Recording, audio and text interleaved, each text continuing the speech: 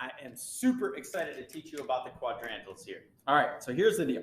We are going to make a assertion at the beginning here that this is a unit circle, okay?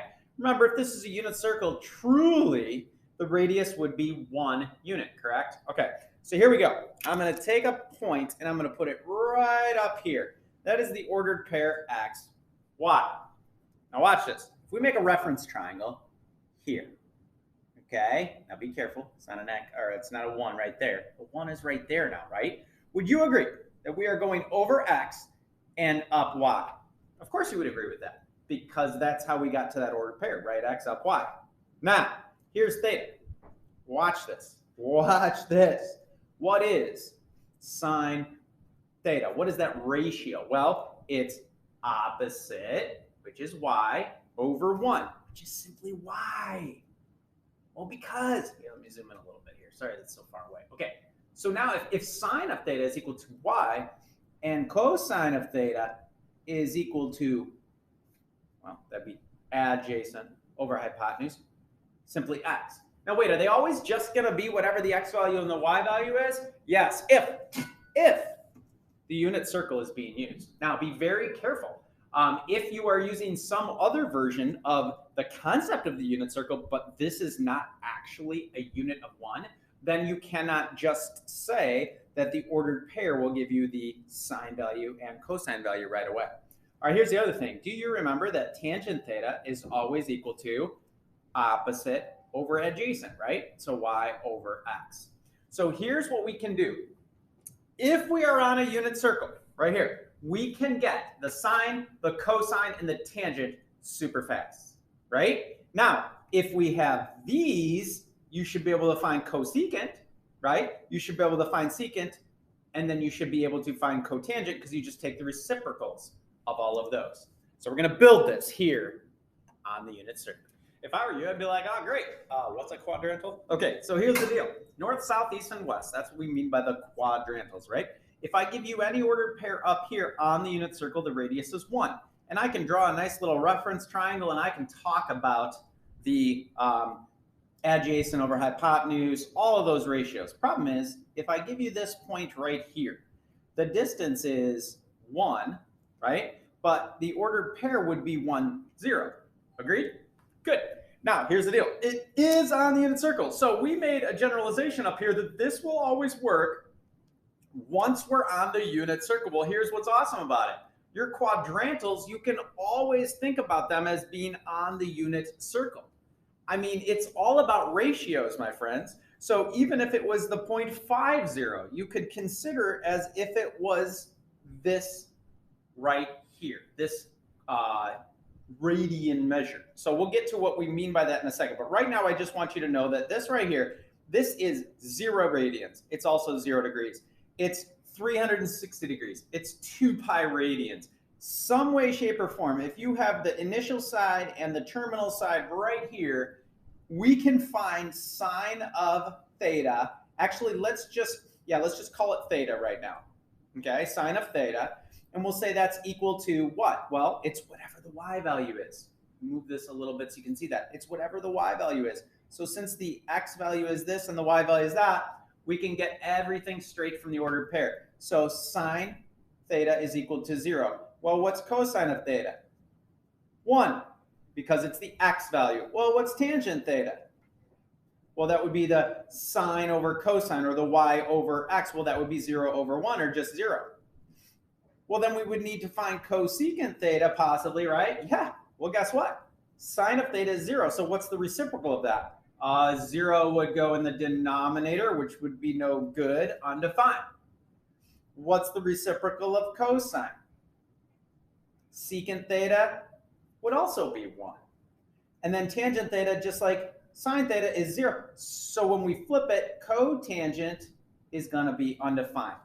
Oh my goodness, people, look at that. We have 6 ratios from an ordered pair. Now, what do you mean by this? This is how this question would be asked. So now that we have that all off, it's not going to say what's sine of theta. It's going to say to you, please find sine of 0. Well, the 0 on the inside here means the angle measure. So whether that's degrees or radians, doesn't matter in this case, but that's the way it's going to be. Okay, so what if it said, and we got all those. So let's jump to a new one and let's say, all right, this one says find the cosecant of pi over 2. Well, first of all, we need to know where pi over 2 is, right? Well, where's that going to get us to end up at? Cosecant of pi over 2. Well, if you're really good with the unit circle, it's half of the way to pi, right? So it's right here. So that means there's an initial side and there's a terminal side, and this is the angle pi over 2. Well, if we do this, we can think about this as being 0, 1, the ordered pair on the unit circle. And now I'm going to do all of them because we're going to practice getting all of them, but they're just asking for one of them in this problem. So I'm going to say, hey, what is sine of pi over 2 equivalent to? Well, again, it's all from the x and the y value. The y value is sine, right? Sine is 1. What's cosine of pi over 2? Oh, 0. What's tangent of pi over 2? Well, that would be sine over cosine, or undefined. Well, what's cosecant of pi over 2? That's going to be the reciprocal of 1, which is 1. What's secant of pi over 2? Reciprocal, undefined. And what's cotangent of pi over 2? Well, that's the reciprocal of this. If it's undefined, then the 0 would come up top, right? And the ratio would be 0.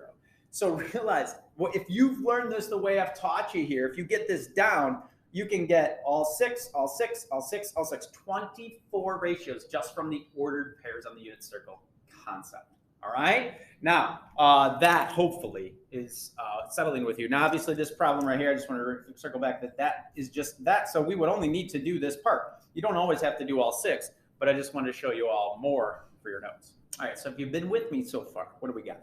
We got a circle, right, where the radius is 1. We were talking about that. Radius is 1 in the unit circle. Well, think about it. Any ordered pair I give you along here is going to have a radius of 1. And you're going to be able to draw a little right triangle, reference triangle right in there. Okay, but please think about, let's just put them out here, x and y.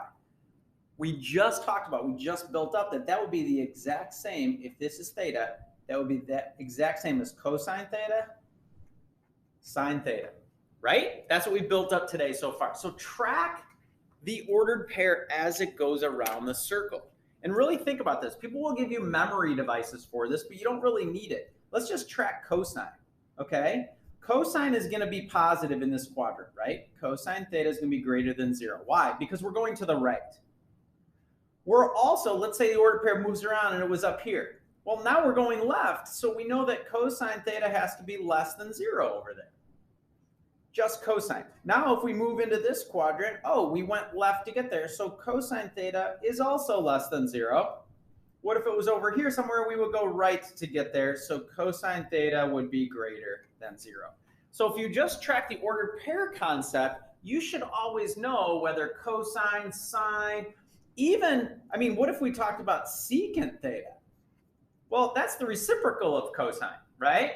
Well, that's not going to change the value as far as positive or negative, right? If we just flip a fraction. So all of those will be the same. Okay, so what am I getting at here? Come on, Powell, get to the point. Here's the point. Look at a problem like this, all right? This shouldn't cause us a ton of confusion. Here's why.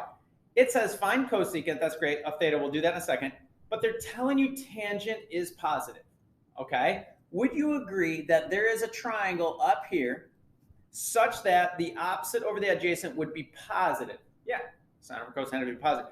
Not over here, though, because we would have a negative value for the adjacent, and over here, if we put it down there as well. So what we're trying to say is there are 2 different locations where that can happen. But wait, and sine is less than 0. Okay, so wait, sine has to be less than 0. We just talked about that. That means that it can't be up here, right? Sine would have to be less than 0. So here's the deal. We have our little reference angle here, right? Reference angle. But from there, what are we doing? Opposite over what? Adjacent. That's what 12 over 5 is. From here, opposite over adjacent. But do you see how these are both negative values? Well, hopefully you're seeing the 5, 12, 13 family. If you don't, Pythagorean theorem will get you there. But this is the reference position. and they're telling us to find cosecant theta from there. Well, sine of theta is what? Well, negative 12 over 13. Agreed? So then the answer to this question would be negative 13 over 12. That would be the answer to that one. All right, let's look at this next one. Last one here. Find cosine theta if, again, sine is negative. So here we go. A little bit faster here. Sine is negative. Can't be here. Can't be here. Sound good? Oh, by the way, they also tell us that theta has to be between 3 pi over 2 and 2 pi. That tells us it has to be over here in the fourth quadrant. All right, beautiful. So, oh, got me some more information? Hey, it looks like it's at 5, 12, 13 again. Let's see how it works. Sine is opposite from here, opposite over hypotenuse. Hypotenuse is always positive in these ratios. So we have a positive 12 there because you can see that we go to the right and we go down. Beautiful. All right, so now what are they asking us to do? Find cosine. That's all we got to do. All right, so cosine theta is equivalent to adjacent over hypotenuse, or 12 over 13.